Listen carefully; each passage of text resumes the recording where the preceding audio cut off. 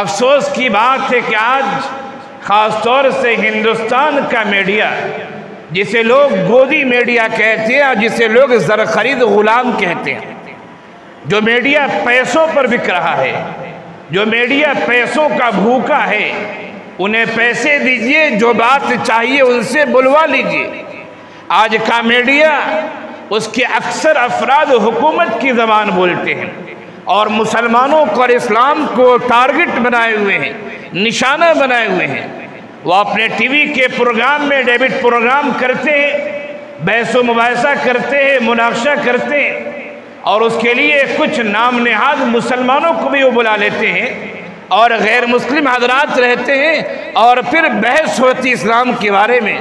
وہ آدمی بحث کرتا ہے جو اسلام کے الف سے واقف نہیں ہے، وہ آدمی بحث کرتا ہے جو اسلام کی بنیادی چیزوں سے واقف نہیں ہے، وہ آدمی اسلام کی ترجمانی کرتا ہے یا اسلام کی مخالفت کرتا ہے جو اسلام کے اصول و عقائد سے واقف نہیں ہے، اور پھر دنیا اسے دیکھتی ہے اور لوگ اسے دیکھتے ہیں۔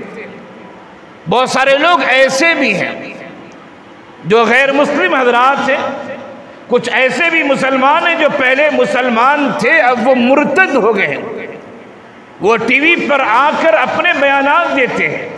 بعض یہ کہتے ہیں کہ مسلمان تو اچھے ہیں لیکن اسلام ہی برا ہے، اسلام غلط تعلیم دیتا ہے۔ کچھ لوگ ایسے جو کہتے ہیں اسلام تو اچھا ہے لیکن مسلمان برے ہیں۔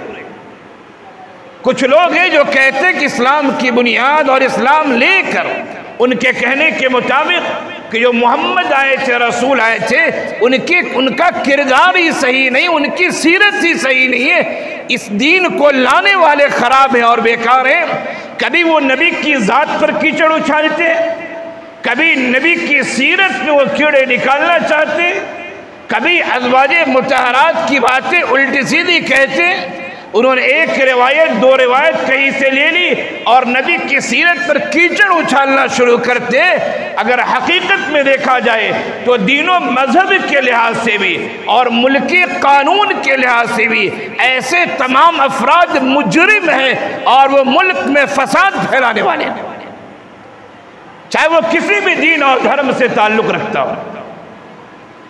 ہمارے اسلام نے کسی بھی دین کے جو گرو حضرات ہوتے ہیں، جنہیں ہم مقدس شخصیات کہتے ہیں، اسلام نے اسے برا بھلا کہنے سے منع کیا۔ اگر کوئی برا بھلا کہتا ہے تو اسلامی تعلیمات سے واقف نہیں ہے۔